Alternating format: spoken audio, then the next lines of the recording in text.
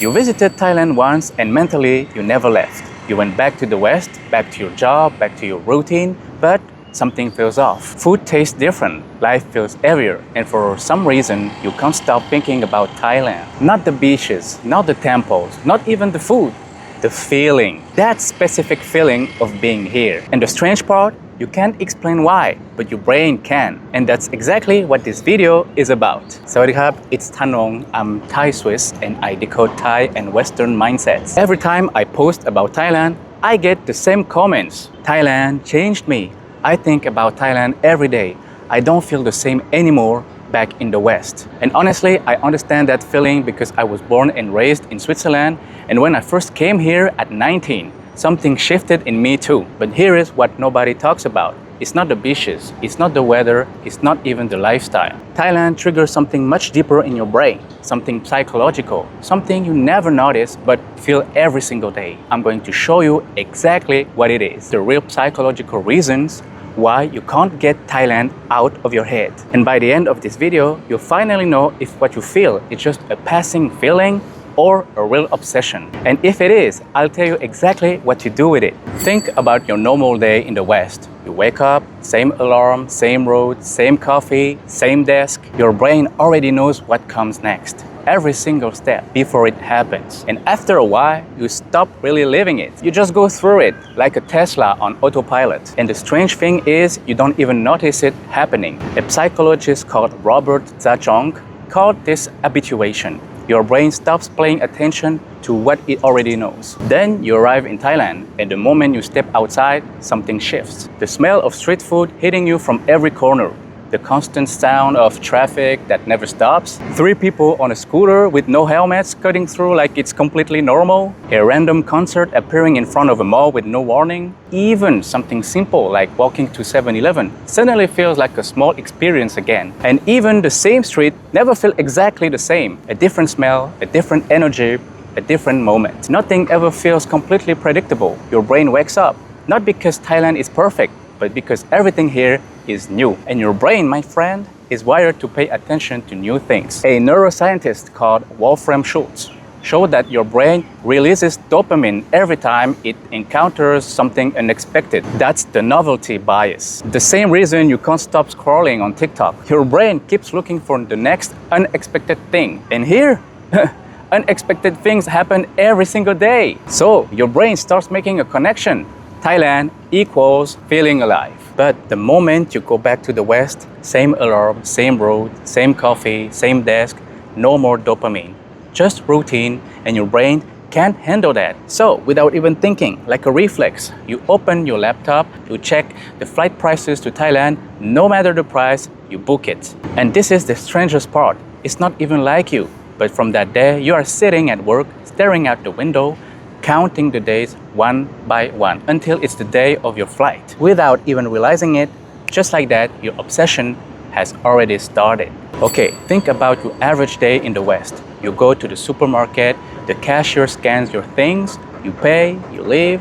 30 seconds, fast, clean, efficient. Not saying it's bad. That's just how it works in the West. Now think about your first days in Thailand. The street food vendor who smiled at you. The stranger who helped you without asking. The random dude who tried to speak English with you but failed and laughed about it. Small moments, nothing big, and your brain registered every single one. A psychologist called John Cacioppo showed something interesting. Warm humans interactions, even small ones, affect your nervous systems directly. They reduce cortisol, your stress hormone. Your body relaxes. That's the contrast effect. Your brain compares every interaction here to what it knows in the West, but here is the honest part. In Thailand, a smile is a social tool. It protects harmony. People smile when they are happy, but also when they are embarrassed. But even knowing that, your nervous system doesn't care. It just feels the warmth and it loves it. And the moment you go back to the West, your body notices immediately. Interactions feel colder. Life feels faster, something feels less human. And that's when you realize you miss the way people interact with each other in Thailand. And that's one of the deepest reasons why your obsessions keeps growing. Think about the people around you back in the West. Your family, your friends, your co-workers, they have known you for years, and without realizing it, they have a version of you in their head. The version of you that grew up there, the version of you that made certain choices, and every time you try to change something, they pull you back just by expecting you to stay the same. That's the social gravity of your old identity. A psychologist called Henry Tashfeld called this social identity theory. The idea that who you are is partly defined by the group around you.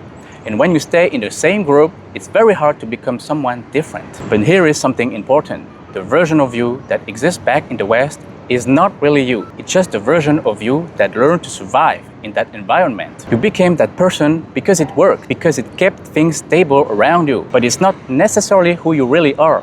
Then you arrive in Thailand and nobody knows you. Nobody has a version of you in their head. Nobody expects anything from you. You are just a person starting from zero. And something strange happens. Without the social gravity of your old identity, you start making different choices, you talk differently, you live differently, you start noticing things about yourself you never saw before, what you actually like, how you actually want to live, who you actually want to be. It feels like meeting yourself for the first time. A researcher called Catherine Milkman called this the fresh start effect. A new place wakens your old identity enough to let a new one come through. But here is the honest part. Some people come here and change nothing. They bring their old habits, their old fears, their old way of seeing everything. Distance alone doesn't change you. You have to be ready for it. But if you are, Thailand gives you something very rare, the space to find out who you really are. And once you find that version of yourself here, you can't find it back in the West. Your family, your friends, your co-workers, the moment you go back, the social gravity comes back with it. And slowly, the real version of you starts to disappear because it can't survive back in the West. You are forced to become the old version of yourself again. And that's when you realize something. You were never really yourself back in the West. A lot of people don't fall in love with Thailand. They fall in love with who they become here. And when you finally find a version of yourself you actually like, your brain wants it back. But back in the West, you can't be that person. And that gap between who you are here and who you have to be back in the West, that's what creates your identity obsession. And it's one of the most powerful ones because it's not about a place, it's about who you are. This one is different from others because it's not about what Thailand gives you when you are here, it's about what it leaves inside you after you leave. Here is how memory works. Your brain doesn't record everything equally. Most of what happens in a normal day disappears. But when something happens with strong emotion, excitement, freedom, connection, relief, your brain marks it differently, it stores it deeper, and it keeps it longer. A psychologist called Donald Riedlmeyer called this the peak end rule. Your brain remembers the most intense moments, and Thailand tends to produce exactly those kinds of moments. Riding a scooter at night with no helmet, walking through Bangkok at midnight, finding a place to eat at 2 a.m. like it's completely normal. The sound of nok kawa, you know that bird you hear every single day here. Small things, but felt very intensely. And then sometimes something bigger happens.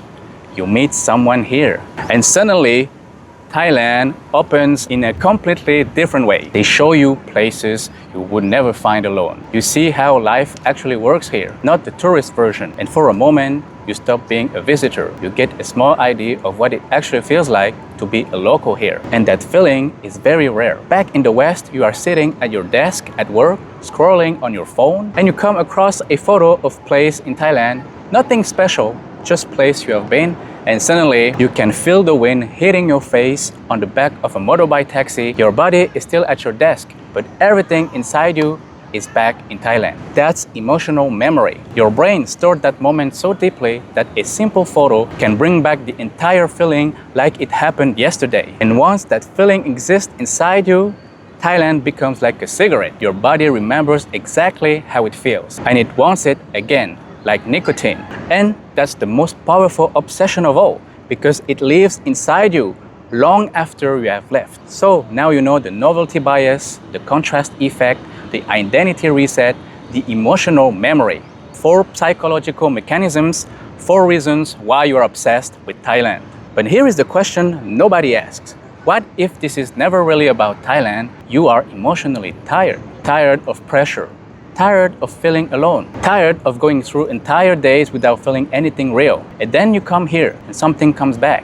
the warmth of real human interaction. Walking somewhere and not knowing what comes next. Simple things you forget you need. And when you feel them again, you realize something: you are not just enjoying Thailand, you are remembering what it feels like to be alive. Now I have to be honest, some obsessions have nothing to do with what we just talked about. For some of you, it's simply the beaches, the food, the freedom. But for some, the obsession is built around vices. The nightlife, sex tourism, drugs, and that becomes dangerous. I am not here to judge, but I think it matters to say it directly. And for some of you, the obsession goes deeper than all of that. It's sadness, loneliness, tiredness. And Thailand, without even trying, accidentally repairs you. It shows you what was missing in your life. And once you feel that, it's impossible to ignore anymore, and you can't stop coming back. So now you understand your obsession, but it's not enough. You need to do something with it. Here is the truth. If you just keep coming back to Thailand once a year as a tourist, the obsession is not going to get better. It is going to get stronger, and you will spend the rest of your time back in the West feeling like something is missing, not healthy. So my honest advice, just come and live here. Not 2 weeks, actually live here. 6 months, 1 year, whatever you can do. Ask your boss for a break. Take the risk, because the only way to know if your obsession is real is to actually be inside it. But, and this is important, don't come here just to be here. Come here ready to learn, ready to respect the culture, ready to accept that things work differently here. If you come here and stay in your bubble, you'll spend all your money, you will build nothing, and you'll go back to the West sad and empty. Thailand asks something from you: new social skills, new ways of working, new ways of thinking. The skills you have from the West are not enough here. You have to build new ones. And if you are ready for that, my country gives you everything: real friendships, work opportunities, maybe even love. Everything is possible here if you come with the right mindset. And one last thing, if you can admit your obsession right now after watching this video, that is already a very big step, because many people feel exactly what you feel, but they don't understand what it is. They just feel bad back in the West, lost, confused, but you, right now, you know what it is. And knowing is the beginning of doing something real with it. Before I leave, one question. Do you have an obsession for Thailand? Tell me in the comments. And if this video helped you understand something about yourself, share it with someone who needs to hear it. They probably feel the same way, they just don't have the words for it yet. Okay, take care of yourself. ไว้เจอกันนะครับ